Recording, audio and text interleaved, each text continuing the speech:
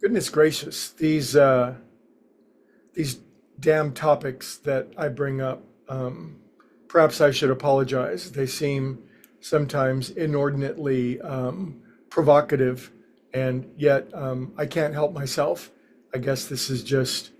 I mean, sometimes the topics I bring up are they're not just provocative in general. They're provocative to myself, and they make me think. Damn it! And I think thinking and contemplation is a very valuable tool when it's used to its highest capacity, and we can get smarter and more intelligent, intelligence with a capital I guess you might say, receiving intelligence, knowledge from on high.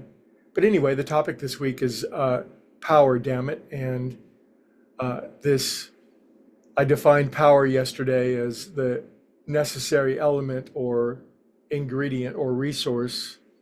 Well, it's needed to mold, shape, influence, or create reality or realities. And yesterday I sort of posed the question, do you want more power? We certainly are advised in many of the greatest prayers that have ever been written or inspired to seek this power. And so we're constantly asking for it. And so today we'll look at it from the angle of, well, I think we're all familiar with a spectacular, glorious, amazing, inspired spiritual program where actually the doorway in is something called powerlessness, a positive, a negative absence of power, no power at all. And what a horrifying and terrifying place that is to be. And it drives many of us to our knees, so to speak. And I don't think just some people, I think all people, sooner or later, if you're part of the human race, there are times of such a dearth or a depravity of power that we're driven to some pretty dark places. But where I'm thinking today is that while I certainly have been, and I certainly am troubled with powerlessness from time to time, isn't it odd that if we're going to use the definition of power as the ability to shape, mold, influence, and create realities, that in the worst of my times, I had the power to shape and influence and mold my reality into, frankly, something pretty damn bad. In other words, I was quite powerful at creating chaos, uncertainty, depression, sadness.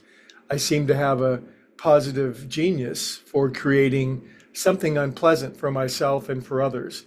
Now, probably I'm an extreme case, maybe you are too, but it seems as though all of us have some degree of power for creating, chaos and inharmony in the world.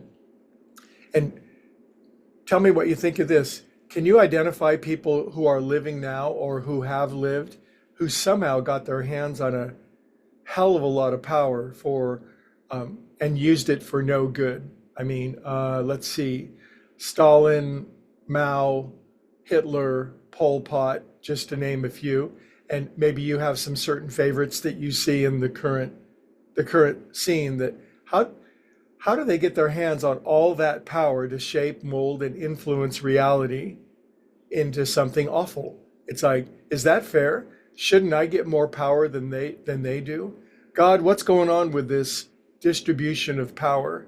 Well, maybe it's actually lucky and fortunate when certain souls, they run into the place where they're using their power for evil or for inharmony, and God begins to play this wonderful game called addition by subtraction. God begins to withdraw and subtract power from us because all we're using it for is for quote unquote self-will. Self-will run riot. We're using our own power for misery, sorrow, disease, depression, sometimes wittingly, sometimes unwittingly. So rather than be given more power to create more chaos and make things worse, there's a great mercy and blessing. Perhaps there's a governor on the universe that wisely retracts and withdraws our power when we have reached a point, we've had a moment of clarity, and more power isn't going to do us any good. So good old powerlessness kicks in. It humbles us. It kicks our ass. It makes us self-examine. It makes us, well, it tempers us and begins to redirect us.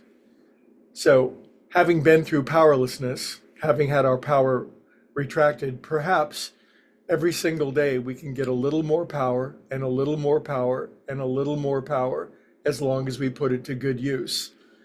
A great prayer says, praying only for the knowledge of his power to put it to his will. So every single day, if we're using our power wisely, and maybe every day we can look and see, what am I doing with my power today? Am I using it for good? Am I using the little bit of power that I already have? Am I using it to spread love and light, healing and well-being, intelligence, truth, beauty, knowledge, harmony, joy, mirth, humor, goodness in every way that I can? Am I using the little dollop of power that God's currently giving me? Am I using it for good? And I think we can truly expect that if we're using what we have for good, we can expect more. But if we're honestly looking and saying, well, I'm using some of my power to still continue the chaos, the misery, the darkness, the ignorance, and is anyone really immune from this sort of inventory on a daily basis? Damn, this power stuff is it's a touchy subject, and I would bet that all of you and all of me would love to have more power to influence, create, mold, and shape reality into the glory that we know that it can be and that we can participate in. Yet we need to be thoughtful about the power that we already have, how we're using it, and trudge forward. Anyway, we'll continue with the topic during the week and take whatever power you have and put it to wonderful use today. See you tomorrow.